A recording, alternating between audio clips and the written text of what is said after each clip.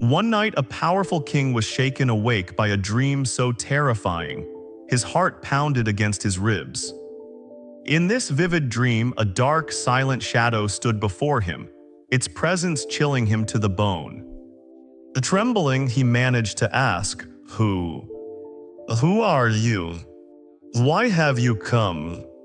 The shadow's voice was calm, almost gentle, as it replied, "I am Death, and I have come to tell you that tomorrow, before the sun sets, your time will be over. I will return for you, so be prepared." The king awoke drenched in sweat, his body rigid with fear. He couldn't shake the chilling encounter. Immediately, he summoned all his ministers, who rushed through the palace halls and gathered in the royal chamber. With a voice still quivering, the king recounted his dream, explaining Death's chilling prophecy for the following day. "Find out what this means." He commanded. "Bring me all the wise men and dream interpreters now." Soon the hall was filled with scholars, astrologers, and ancient dream readers. They pored over their old books, their voices rising in a frantic debate. One declared this dream is a solemn warning. Another dismissed it, death can never appear in dreams, it's merely a nightmare. A third loudly insisted, there's no need to be afraid, Your Majesty. Then one suggested, perhaps our enemies will attack today. Another added, or maybe an earthquake will strike, destroying the palace. Their arguments continued endlessly, each trying to prove his own logic, while the king, sitting on his throne, grew more and more anxious. Time was slipping away, and still there was no clear answer. Just then, an old man who had served the king faithfully for many years approached him and whispered softly, "Your Majesty, don't waste precious time listening to these fools. They will argue until sunset, and then it will be too late. If death truly gave you a warning, don't ignore it. Take your fastest horse and flee the palace. Go as far as you can before sunset.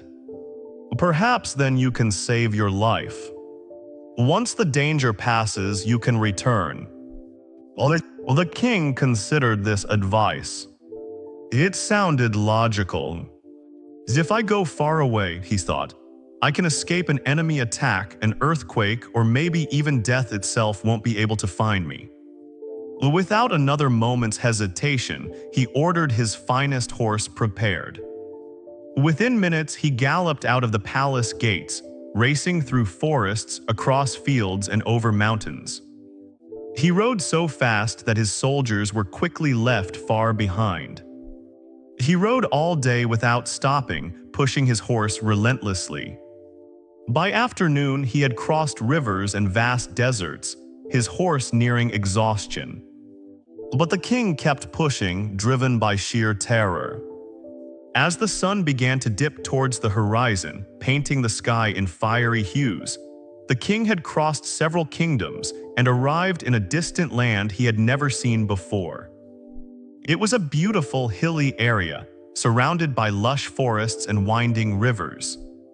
The golden light of the evening spread a serene calm across the landscape.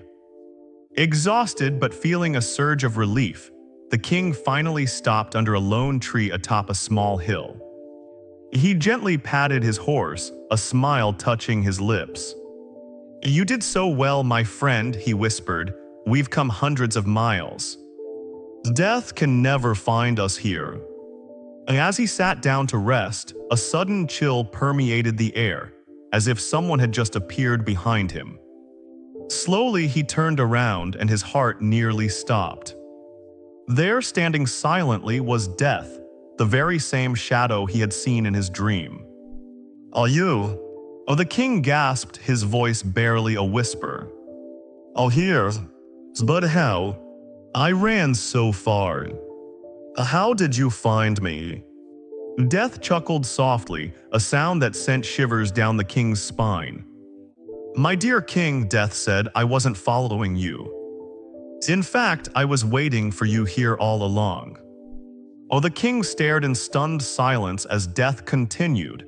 You see, king, you were destined to die today under this very tree. When I saw you in your palace last night, I wondered how you would ever reach this place in time. It seemed so far away. That's why I came to you in your dream, to make sure you would run and arrive here exactly on time. Well, the king collapsed to his knees, a bitter, crushing truth dawning on him. In trying to run away from his fate, he had, in fact, run straight into it. This story is a powerful reminder of how overthinking and fear can lead us precisely in the wrong direction. So often in life, when something scares us, we immediately start imagining the worst, our minds racing in circles, desperately searching for an escape. But the more we run from our fears, the more deeply we get ensnared by our own thoughts. The king in this story did the very same thing. Instead of staying calm and thinking clearly, he panicked after his dream. He tried to flee from what he feared, only to find himself exactly where his fear led him. This happens to so many of us. We try to run from our problems, from people, or from situations we don't want to face. Yet somehow they follow us until we learn to face them head-on. Overthinking has a way of making small things seem monumental. It robs us of our peace and floods us with crippling fear. When we learn to stay calm and face life with patience and a clear mind, solutions often appear on their own. Running away never truly solves anything, it only makes things worse. So don't let fear or overthinking control your life. Face your challenges with courage and a clear mind. Sometimes what we fear the most isn't as big as we imagine, it's only our thoughts making it so. The moment you face it bravely, the fear dissolves and life begins to flow again with peace and strength. And if this story touched your heart even a little, make sure to subscribe and turn on the bell icon. We'll meet again soon with another story that might change how you see life.